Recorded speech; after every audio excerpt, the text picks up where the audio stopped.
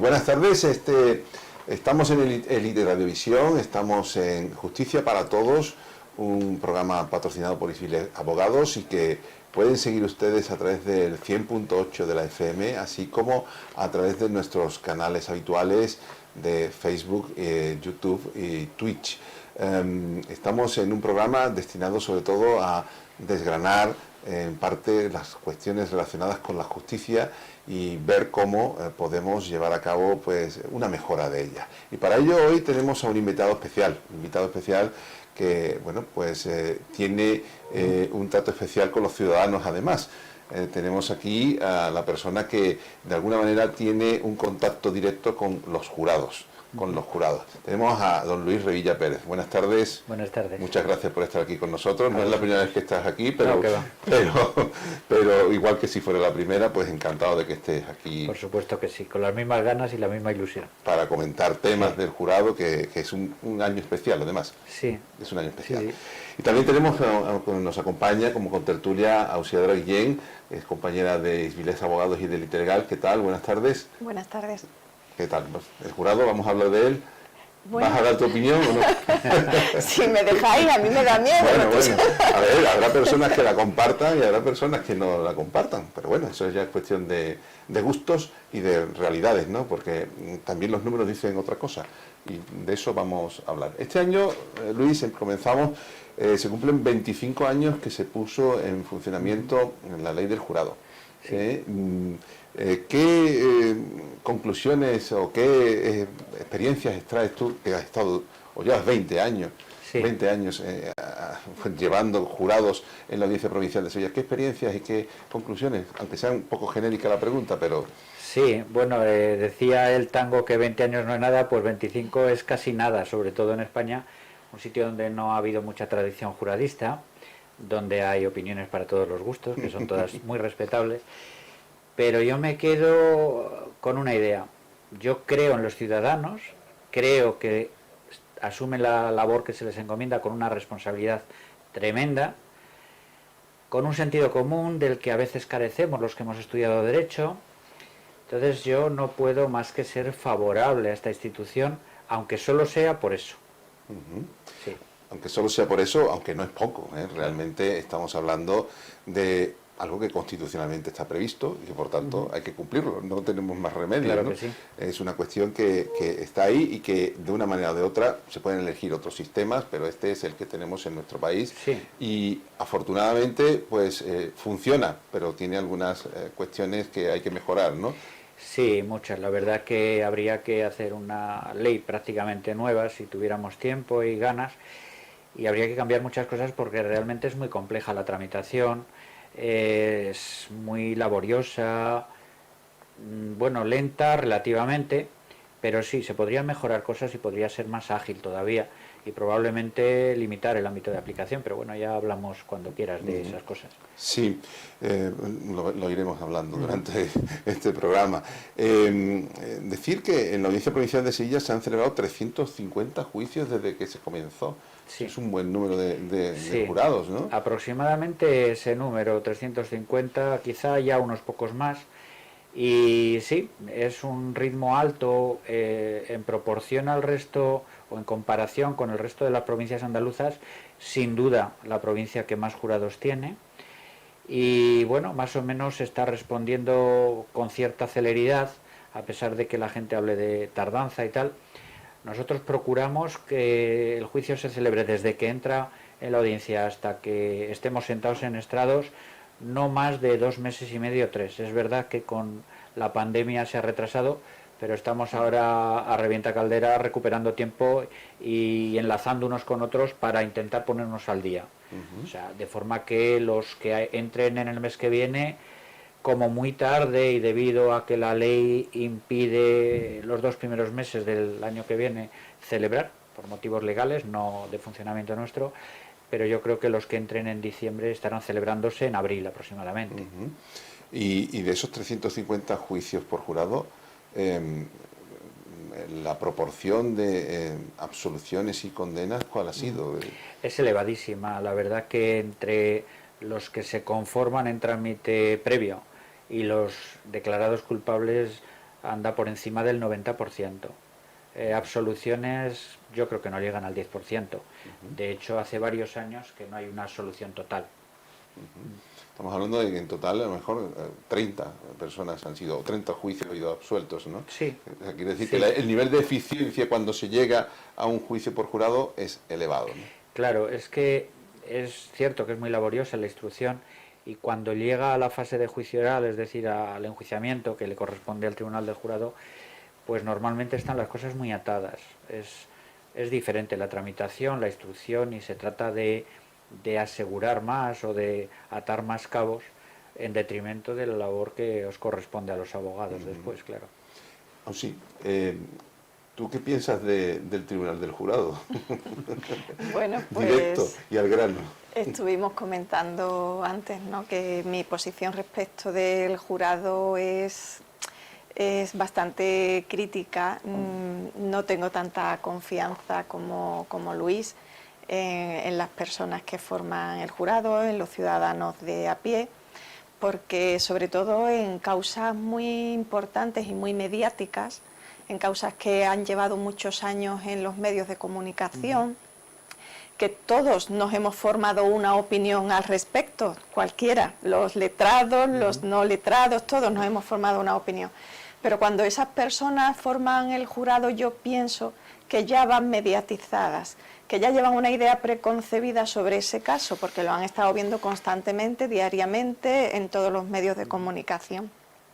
Y me parece más complicado que esas personas se abstraigan de su prejuicio ya, que no que lo pueda hacer un magistrado o un juez, porque aunque obviamente como personas que somos también pueda tener su idea y su preconcebida o estar, pero pienso que a la hora de aplicar la ley tiene muy claro cuál es la ley, cuál es la jurisprudencia, cuáles son los hechos, cuál es el derecho que tiene que aplicar. Y desde ese punto de vista, y sobre todo cuando se tratan de causas de este tipo, siempre he demostrado mi desconfianza hacia que la resolución que dicte el jurado, el veredicto, sea el más acertado. Y después he estado escuchando en cifras, me dices que el nivel de absoluciones es casi nulo, Sí. y que lo que son absoluciones totales en los últimos años casi inexistente. Y me gustaría saber, Luis, si esos mismos veredictos que no absuelven, Sí.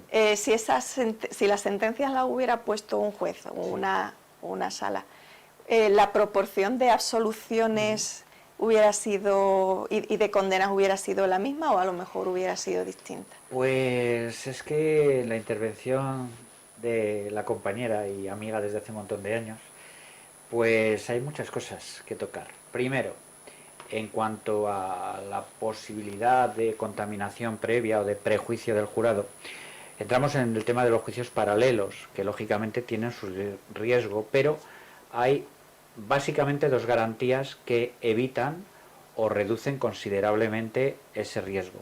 Primero, el sistema de mayorías para declarar culpable, porque hacen falta 7 votos de 9, y sobre todo la motivación. O sea, no se trata de hacer como hacían los antiguos romanos, de bajar el dedo y declarar culpable. Aquí hay que motivar. Y si no está suficientemente motivado, está la posibilidad del magistrado presidente de, en términos taurinos, devolverlo a los corrales, es decir, de mandarlo de nuevo para adentro para que madure la decisión. Sí, para que sigan pensando y sobre todo para que justifiquen por qué dicen blanco o negro.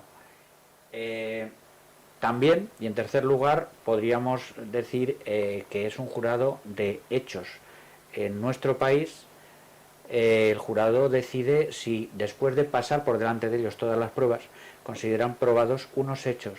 La aplicación del derecho y de la jurisprudencia, en su caso, le corresponde al magistrado presidente. Y en cuanto a la coincidencia en el resultado final, me voy a tirar al charco, pero creo que en la inmensa mayoría de las ocasiones viene a coincidir lo que hubiera dicho el magistrado o la magistrada presidente con lo que han terminado diciendo los jurados. Son supuestos muy excepcionales aquellos en los que no coinciden. Ujú. Se impone el sentido común. Claro, el sentido común hombre, está muy manida la expresión, que no es el más común de los sentidos, desde luego, y nosotros a veces pensamos, como a veces tenemos el ramalazo ese de creernos un poco superiores porque jugamos en casa, los del mundo del derecho, los de la toga, pues pensamos que es que estamos por encima del bien y del mal en ese sentido, y a veces no aplicamos o no utilizamos el sentido común, cuando a lo mejor la realidad está delante de nosotros, pero no nos damos cuenta porque estamos retorciéndonos en ideas de jurisprudencia o de alevosías o de ensañamientos, es decir, de conceptos puramente jurídicos. Y de eso sí está desprovisto el jurado, porque además es como si jugáramos al juego este del tabú. Hay palabras que está prohibido utilizar de cara al jurado. Lo mismo que el jurado nunca se pronuncia sobre dinero, sobre indemnizaciones, tampoco se va a pronunciar sobre conceptos jurídicos ni sobre calificaciones. Ellos dicen, si después de haber oído todo, los testigos, la declaración de los acusados, los peritos, los forenses, por ejemplo, para ellos está demostrado que el acusado ha apuñalado y cómo le ha apuñalado a la víctima. Y ya está. La conversión de esos hechos en derecho es labor del profesional, del magistrado presidente. Por lo tanto, creo que tanto riesgo no hay. Hay un riesgo, pero vamos, yo creo que no es tan diferente. Luis, vamos a ver, tú has conseguido por segunda vez el premio de la Asociación Internacional Por Jurado, este año nuevamente. Sí, como decía aquel subalterno del torero, degenerando, hemos llegado hasta ahí. Será por algo, ¿no? Porque además el trabajo es diferencia entre literalidad de la ley y aplicación práctica, experiencias y consejos. Sí. O sea que para asegurarte de que un jurado va a dictar un veredicto correctamente, muchos de ellos te preguntarán y te pedirán consejos. No en la motivación, pero sí de alguna manera cómo tienen que enfrentar el trabajo, ¿no es así? Bueno, mi labor ahí, normalmente, por supuesto, yo no puedo aconsejar ni dar mi opinión, ni la doy antes, ni durante, ni después, porque normalmente te preguntan, bueno, ¿tú hubieras hecho lo mismo? Y claro, les tienes que decir que sí, lógicamente, porque si no, pues es un mal rollo y se llevan con la cabeza dándole vueltas, ¿no? Pero, bueno, mi labor es un poco la continuación de lo que hago en la facultad. Lo que hago primero es explicarles un poquito en qué va a consistir antes de ser seleccionados. Cuando ya están integrados voy dando píldoras del funcionamiento, facilitando información, pero poco a poco, para no saturar. Y cuando ya se van a quedar solos, explicar el sistema del funcionamiento, de designación de portavoz, de cómo organizarse para contar votos, para que opine cada uno, para buscar motivación. Si tienen alguna duda de que no entienden alguna palabra, pero que sea meramente formal, pues intento solucionárselo. Si es una cuestión más compleja, puede afectar al objeto del veredicto o a un aspecto sustancial, entonces ya tenemos que ponernos la toga y volver a la sala y que el magistrado o la magistrada presidente amplíe instrucciones. Pero es una labor un poco docente y, por supuesto, cuidar muchísimo de que no vean mi opinión. De eso es de lo que intento. Solamente enfrentar el trabajo, es decir, mira, al final tenéis que motivar, tenéis que decir esto, tenéis que utilizar el sentido común y poco más, no se le puede decir nada más. Claro, ¿no? Y sobre todo eso, que cuando nos llamen para empezar a redactar, que es una posibilidad que la ley les da y que siempre han utilizado, posibilidad de solicitar el auxilio del secretario judicial o el llamado letrado de la Administración de Justicia, que tengan, digamos, la tarea preparada, que no digan, bueno, es que sí, había un testigo por aquí que dijo esto. No, cuando me llaméis me tenéis que decir qué testigo era, tener subrayada la parte del acta, donde lo basáis, etcétera, etcétera. Pero son reglas de funcionamiento, ni a favor ni en contra del acusado. No, está claro. Es evidente que no se puede influir como natural. Si no. Entonces, sería algo que, bueno, la gente no confiaría en ello, lógicamente. Sí, claro. Estamos en un órgano que hay que, tiene que serlo y parecerlo, la justicia, y en este caso aún más, ¿no? Sí. Porque las personas se pueden llevar una idea equivocada. Cuando este trabajo ha sido premiado, ¿qué es lo que se puede extraer o qué es lo que podemos extraer de este trabajo?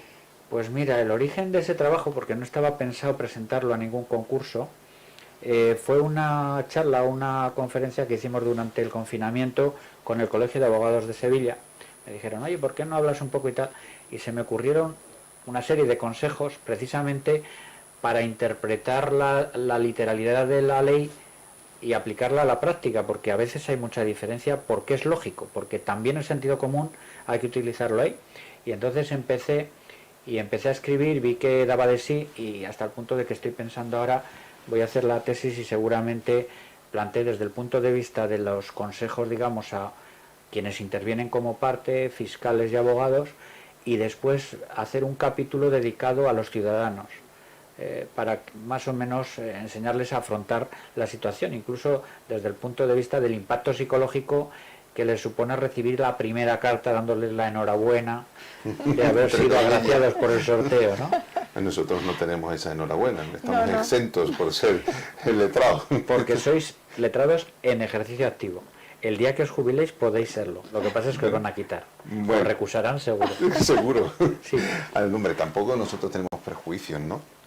No, pero a lo mejor la deformación profesional después de muchos años defendiendo, pues hace que quizás las acusaciones intenten quitaros de ahí. Sí. A ver, hemos estado hablando antes, Ausi, de que te parecía que, bueno, pues había cuestiones en el jurado que no te convencían, ¿no? ¿Te han convencido las explicaciones que te ha dado Luis? Sí, la verdad es que sí. Yo sigo teniendo mi reticencia, pero además, como digo, no respecto de todos los casos, sino de aquellos que son más mediáticos y que entiendo que pudieran, como bien has dicho, estar contaminados. Pero bueno, es cierto, y sí, como dice Luis, en la mayoría de los casos, la idea que tenía hecha el magistrado, la idea del magistrado cuando finaliza el juicio coincide con el veredicto del jurado, pues lógicamente es que todo ha ido muy bien, que el procedimiento se ha desarrollado muy bien y que se ha llegado al mismo puerto al que efectivamente había que llegar, ¿no? Y si los casos en los que se discrepa son excepcionales, pues... Y en esos casos excepcionales, ¿qué ocurre? A ver, quedamos fuertes, porque si el magistrado, con deportividad, claro, porque pero... si el magistrado piensa, no está conforme con ese veredicto... Sobre todo porque hay un problema, hay una diferencia importante. Si ese magistrado estuviera en una sección con otros magistrados y su postura fuera la minoritaria, quedaría liberado de la obligación de redactar la sentencia contra su idea. Pero aquí no. Aquí, aun cuando piense diferente, tiene que darle forma de sentencia, poner los artículos de aplicación del Código Penal, de la Ley de Enjuiciamiento, la jurisprudencia, aunque no esté de acuerdo, encontrar pero su porque propio está vinculado, criterio. claro. Hombre, yo creo que ahí, no les he preguntado, porque a lo mejor me responden algo que no sea conveniente escuchar, ¿no?, en ese momento, pero creo que ahí confían en la vía de recursos, porque caben como mínimo 2 recursos. Cabe un recurso de apelación ante la sala correspondiente del Tribunal Superior de Justicia y después cabe un recurso ante la sala segunda del Tribunal Supremo. 2 recursos que resuelven ya magistrados de la carrera judicial. Entonces, bueno, siempre tenemos el derecho a la tercera opinión incluso. O sea, que tampoco hay tanto riesgo. De todos modos, el procedimiento ante el Tribunal del Jurado, desde que se incoa en el juzgado de instrucción, tiene una serie de elementos como la comparecencia de imputación, la audiencia preliminar en la que se escucha a las partes, se pueden hacer multitud de pruebas, se puede recurrir el auto de cuestiones con las cuestiones previas ante el Tribunal Superior de Justicia, es decir, que supera muchísimos filtros hasta llegar al acto de juicio y se va eliminando todo aquello que sobra, por decirlo de algún modo. Sí, es verdad, tenéis la penúltima posibilidad, digamos, ya en la fase de las cuestiones previas, y hombre, tampoco queremos cansar al auditorio con aspectos técnicos, pero es verdad que es una limpieza para que vayan al grano, para que todo lo que pueda ser accidental o sea secundario o no lleve a nada práctico, pues digamos quede solucionado antes de entrar en el juicio, ¿no? De cara al ciudadano, que es lo que importa aquí, porque al fin y al cabo se ha encontrado con una situación que no deseaba, en la mayor parte de los casos se le cambia la vida durante un tiempo que va a prestar ese servicio a la sociedad. De cara al ciudadano, para tranquilizarlo, le podríamos decir que simplemente lo que tiene que hacer es escuchar, observar y opinar sobre las pruebas que se le presentan, porque básicamente es eso, ¿no? Al final... Al final, hombre, después hay que describirlas, ¿no? Y ponerlas con sentido común, ¿no? Y motivarlas. Claro.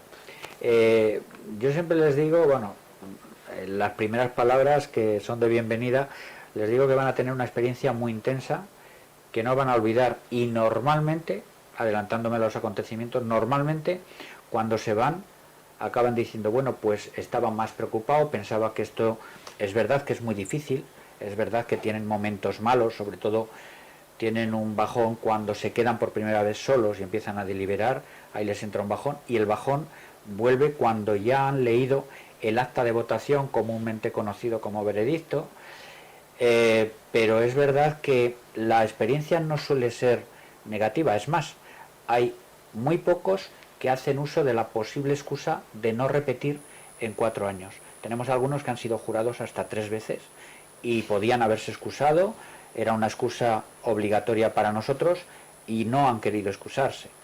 Y han acudido cada vez que han sido venido, llamados. sí. Luego hay los voluntarios, los que yo llamo jubilados justicieros, que son personas ya jubiladas que quieren apuntarse voluntariamente para ser jurados, que tampoco pueden hacerlo, ¿no? Pero es verdad que la gente en general sale satisfecha, como la satisfacción esa del deber cumplido, ¿no? Es una experiencia súper intensa, es muy viva, de hecho hacen grupos, hacen piña, el último día normalmente quedan para comer juntos antes de despedirse.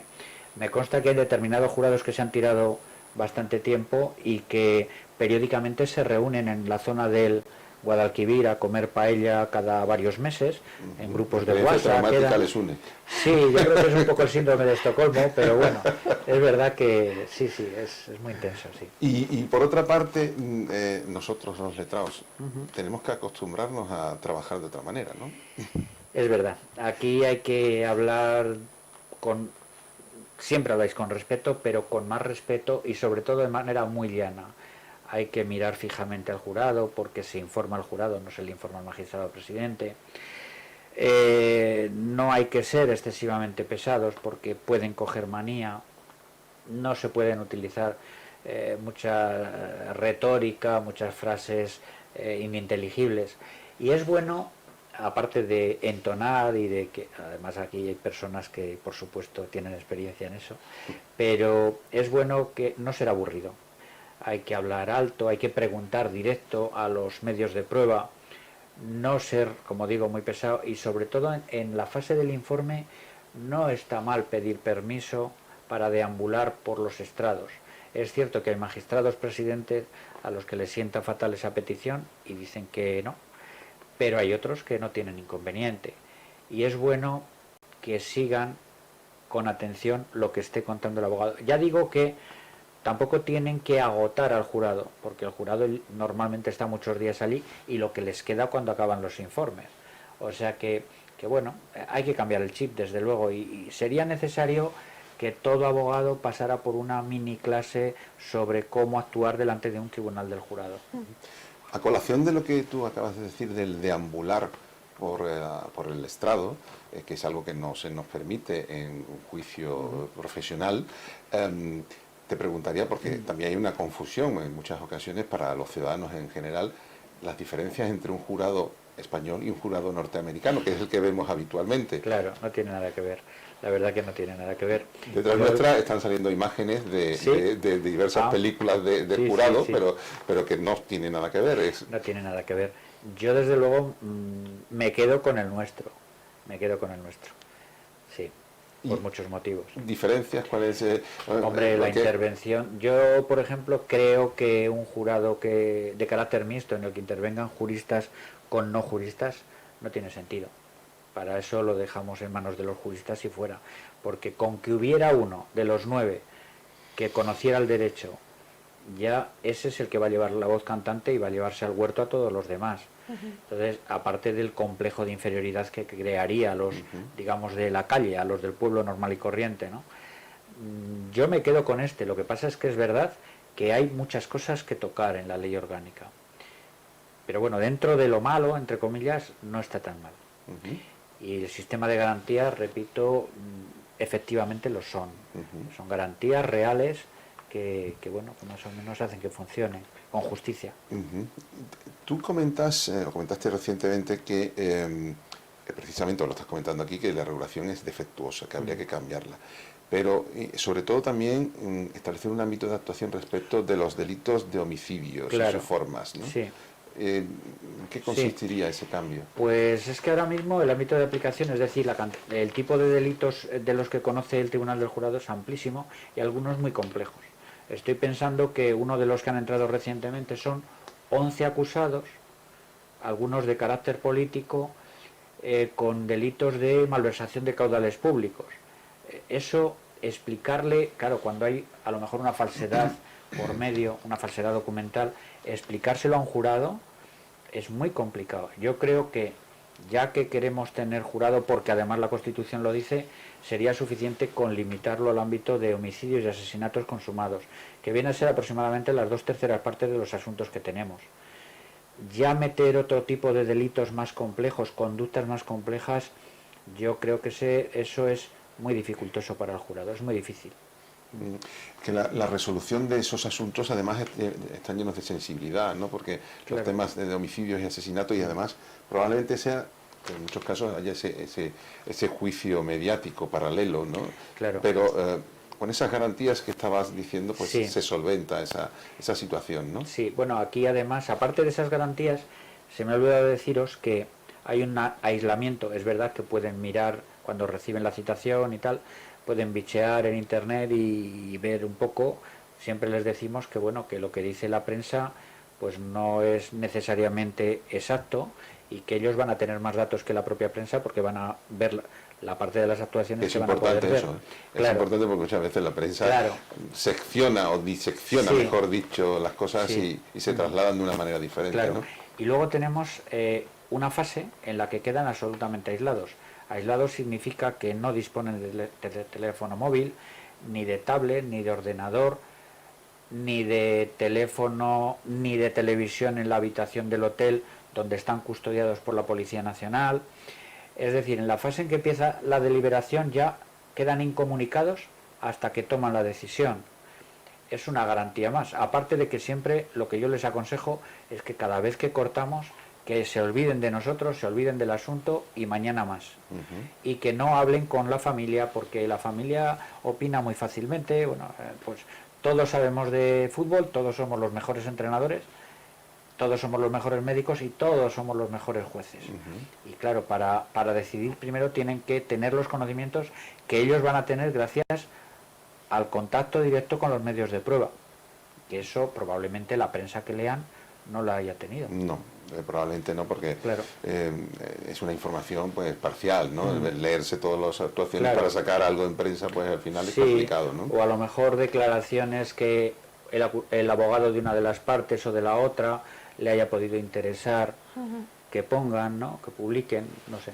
El aislamiento, el aislamiento a partir de un momento determinado es fundamental en este caso. Yo creo que, bueno, pues si no se tuviera ese aislamiento, las garantías serían muchísimo menores para las personas que vienen acusadas, ¿no? Claro, claro que sí. Tendría muchísima presión, porque imaginemos que tardan en resolver 2 o 3 días.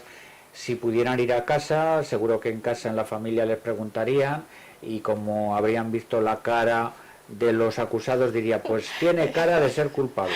Y como no declares la culpabilidad, no vengas por aquí que no comes.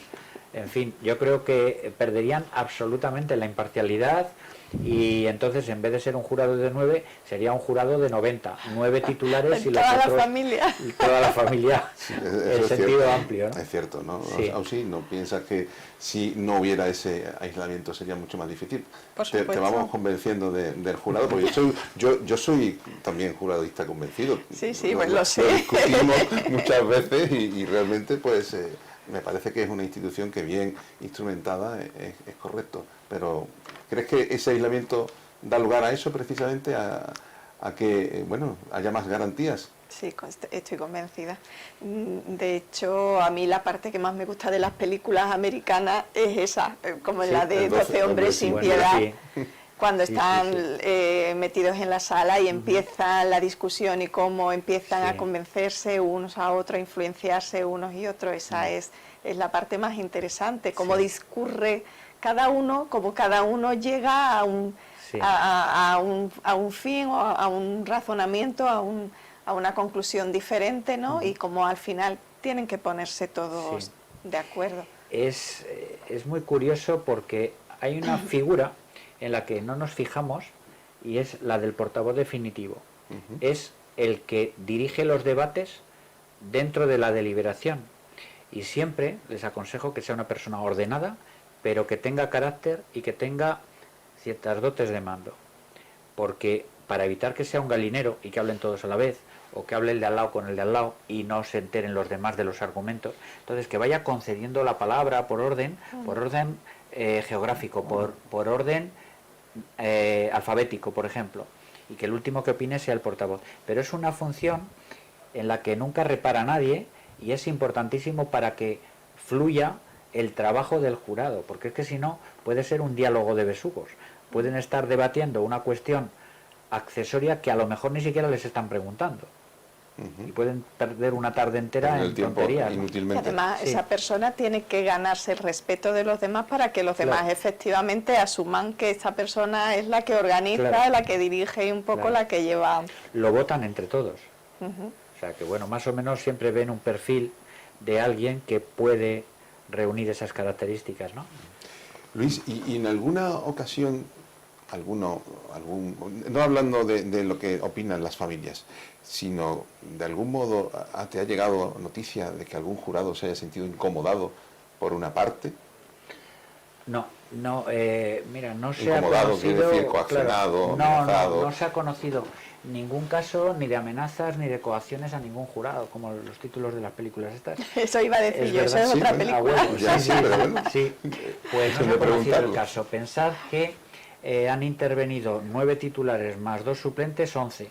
Imaginaros que de los 350 se hayan constituido, por ejemplo, 300. Estaríamos hablando de 3.000 y pico personas. Nunca, ni durante ni después, han venido a decirme, oye, yo me he sentido intimidado, o se me ha acercado el abogado de una parte o de otra diciéndome algo. No. A veces, a lo mejor, de forma subjetiva, pues pueden pensar, pues nos miran mucho. A lo mejor, bueno, te mira porque tienes enfrente al acusado, porque están enfrente físicamente en el estrado, pero no se ha conocido ningún caso. Tened en cuenta, además, que estos jurados, ciudadanos jurados, titulares y suplentes, tienen la misma protección a efectos penales que un juez de carrera, a todos los efectos.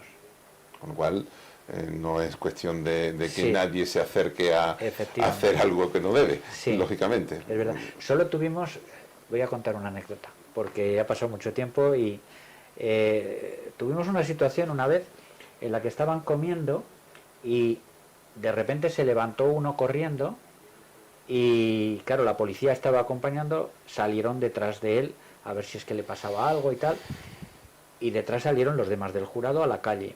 Resulta que pensaban que es que alguien había amenazado o le habían dicho algo y tal, y no, lo que pasa es que era una persona muy bética que vio pasar a Alfonso, el del Betis, y salió corriendo a pedirle un autógrafo. Esa fue la incidencia más grande que hemos tenido durante la comida del jurado en un lugar que está muy acristalado y que le vieron pasar a Alfonso y lógicamente no podían No perder pudo la oportunidad reprimirse, de ¿no? pedirle un autógrafo. No puede reprimirse. Qué bueno. A ver, antes has comentado que estamos, cuando me he visto allí, lógicamente, enfrente del jurado. ¿Crees que es la mejor posición para acusados y profesionales estar enfrente del jurado o sería mejor estar en otra localización que fueran más oyentes que visualizantes o que nos visualizaran tanto? Fíjate, lo curioso es que la ley no dice dónde se tienen que sentar. La práctica habitual hace, en concreto en Sevilla, pues por la disposición de la sala están enfrente. Creo que es una posición cómoda, que a lo mejor pudieran estar en la misma línea, en la misma banda donde está la presidencia, pues también presenciarían directamente y, claro, los abogados también podrían dirigirse a ellos lo mismo que se dirigen al magistrado presidente y tal. Bueno, yo creo que tampoco cambiaría mucho. No, yo no sé, la verdad que no está establecido en la ley, ¿eh? Sí, la cuestión es que las salas que tenemos son las que tenemos, Claro. Tampoco tenemos... Sí, pero mucho bueno, la más. nuestra es buena. La No, nuestra es muy buena, buena es muy buena. y además se ha adaptado muy bien al tema de la pandemia y bueno, estamos sacando los juicios bien, yo creo que dignamente. Y Lo curioso en el formato, en la ubicación de estrados, lo curioso es que en el único tipo de juicio donde el acusado está al lado de su abogado es precisamente en el juicio de jurado. Sí. Las reformas van por ahí en ese sentido, algún día para todos los juicios, pero de momento solo en el juicio de jurado tienes al lado a tu defendido. Y Luis, el tema de que el primero en declarar sea el acusado, ¿tú ves que se podría modificar para que fuera el último si quisiera, después de saber y conocer todas las pruebas que se han practicado en el juicio? Claro, a ver, no está prohibido, ¿vale? No está prohibido. Hubo en cierta ocasión un abogado americano que era padre de una víctima que pidió, pero vamos, era por el tema porque quería presenciar la declaración del acusado y no llegaba el avión a tiempo, entonces pidieron, claro, no se accedió, pero por funcionamiento ordinario del juicio. Sería perfectamente posible, pues lo mismo que alteramos y decimos, oye, mira, que el forense le viene muy mal mañana porque tiene que hacer una autopsia, lo adelantamos a los testigos, vale, pues que cambie. La ley dice que el orden normal es ese, pero entiendo que aunque diga cuál es el orden, que es un orden indicativo, meramente orientativo, que no habría problema siempre y cuando se motive de alguna forma, ¿no? Por parte del magistrado presidente, a petición de parte o de oficio. Yo no he visto nunca que el acusado sea el último declarar. Yo sé que sería una buena solución para la defensa, seguramente, pero bueno. Sobre todo, a lo mejor ahorraría también pues declaraciones que, bueno, pues en un momento dado, dependiendo del resultado del juicio, pues fueran innecesarias y autoinculpatorias, ¿no? En un momento dado. Bueno, si fuera el último, seguramente pudiera pasar lo contrario, que estuviéramos 4 días viendo pruebas y llegara el último día el acusado y dijera que reconocía los hechos. Puede ser también, puede ser también. No lo sé, no lo sé. Los experimentos con gaseosa, desde luego. Sí. Tened en cuenta que estos asuntos son los más graves, los delitos más graves, que se juegan muchos años de prisión normalmente y hay que hacer con cautela. Y esa sería una posibilidad, desde luego. Hemos hablado anteriormente de algunas reformas que tú crees que son necesarias. ¿Qué otras reformas entiendes precisas? Bueno, pues a ver, probablemente la más importante la del ámbito de aplicación, ¿no? La de los delitos de los que conoce el Tribunal del Jurado, pero por ejemplo, es que tampoco quiero entrar en muchos tecnicismos para no aburrir al auditorio, pero por ejemplo el hecho de que nos llegue parte de las actuaciones procedentes de instrucción, seguramente sería mejor que nos llegara todo y que la depuración se hiciera en la segunda fase, digamos, en la fase de enjuiciamiento, porque probablemente ahí es donde, con ese conocimiento, el magistrado presidente puede acertar más en orden a la admisión o inadmisión de medios de prueba, por ejemplo. Es que son muchísimas. Yo en una propuesta que mandé al Ministerio con nulo éxito, empezaba por el artículo primero y acababa en el último y no dejaba ninguno y tal y como estaba. Pero bueno, es una opinión mía que a lo mejor pues peco de inmodestia, ¿no? Las actas, sí. Las actas se escriben, no se recogen en vídeo. Sí, hay opiniones también para todos los gustos, pero por motivo de ley, la Ley Orgánica del Poder Judicial no modificó la Ley Orgánica del Tribunal del Jurado, que de misma categoría y además posterior.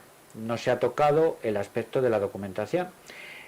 Podríamos grabarlo, pero eso supondría que el secretario saldría de la sala. Hay muchos aspectos de tipo logístico, como conoces, en los que no puede intervenir el magistrado presidente, no puede, por motivos obvios, y que alguien lo tiene que hacer. Hombre, dirá, bueno, pues lo puede hacer el agente judicial, el auxilio. Pero además habría otro problema añadido de carácter práctico. Si nosotros tenemos un juicio de jurado que dura un mes, con una grabación de un mes, tendríamos que darles la grabación y el ordenador y verse todo el mes de juicio, y cada vez que vieran algo interesante, parar, escribir la frase que les sirve para motivar y reanudar, con un riesgo serio de que rompan la grabación, de que se rompa el equipo y sobre todo de que el mes de juicio, al mes de juicio se añadiera otro mes de deliberación. Y creo que no podemos sacar a la gente de su vida ordinaria, de su vida laboral, de su vida familiar, 2 meses para un juicio, porque la segunda vez seguramente nos pusieran muchas pegas para formar un tribunal de jurado. Entonces, por motivos prácticos, creo que es mucho mejor que tengan el acta escrita donde pueden anotar en su copia y hacer subrayado y tal, y vamos a tiro hecho para redactar el acta de votación. Yo lo justifico así y pongo un decreto normalmente de 3 folios y de momento no me consta que lo haya recurrido nadie. Y doy fe que las actas están bien recogidas, ¿eh? Sí, tenemos una gran profesional, tenemos Juani, que es imprescindible. Dicen que no hay nadie imprescindible, pues esta chica es imprescindible. Es increíble, recoge literalmente todo, Sí. y para lo que se escapa estás tú allí también. Bueno, vamos a ir concluyendo. Ausi, ¿qué conclusiones te traes después de esta charla que hemos tenido aquí, tertulia amable y amistosa con Luis? Pues sigo en mis 13. yo sé que os gustaría que dijera, no, pues me habéis convencido, pero no, yo sigo en mis 13. Yo sigo pensando y soy más proclive a la sentencia de un juez o un magistrado al uso que de la institución del jurado.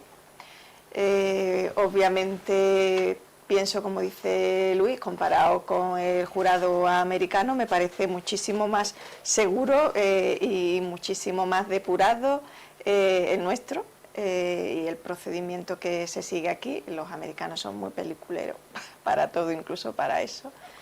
Y lo que sí me parece fantástico que una persona como Luis, que está encargada y directamente implicada en este tema, sea también crítico con ello y ponga de relieve y en evidencia que también hay fallos y que puede ser mejorable y que son necesarias reformas y que son necesarias modificaciones, y eso sí hace que yo tenga más confianza en que, si no ahora, sí en un futuro, esta institución sí que vaya a mejorar y sé que de cada vez más garantías y más seguridad. Eso sí me da confianza, que se sea también crítico y que se ponga en evidencia pues las posibles deficiencias y todo lo que hay todavía para mejorar. Luis, para concluir, ¿qué le dirías a los ciudadanos que se acercan al jurado? Algunas cosas ya has adelantado, pero sobre todo, Sí. ¿qué le dirías así? Bueno, pues que no tengan miedo, que pierdan el miedo. De momento intentamos que estén lo más a gusto posible en todos los sentidos. Es decir, nos preocupamos mucho de que en el momento en que estén cansados nos diga el portavoz queremos parar para descansar un rato. Nos preocupamos de que el hotel donde vayan sea un hotel digno. Nos preocupamos de que la comida mejore, últimamente ha mejorado bastante también, y sobre todo de que nos vean como personas cercanas. Y yo creo que lo estamos consiguiendo. Verás, no sé, el tipo de trato es coloquial, dentro del respeto de los unos a los otros. No digo yo que le pierdan el respeto, porque desde luego la labor que les toca es una labor muy difícil y tiene unas consecuencias muy importantes, pero que dentro de ese respeto le pierdan el miedo. Y sobre todo, que cada vez que tengan cualquier duda, incluso de horarios, de funcionamiento y tal, que ahí estamos para ayudarles en lo que podemos, siempre y cuando nos suponga esa labor de decisión que es exclusiva de ellos. Claro. Nada más.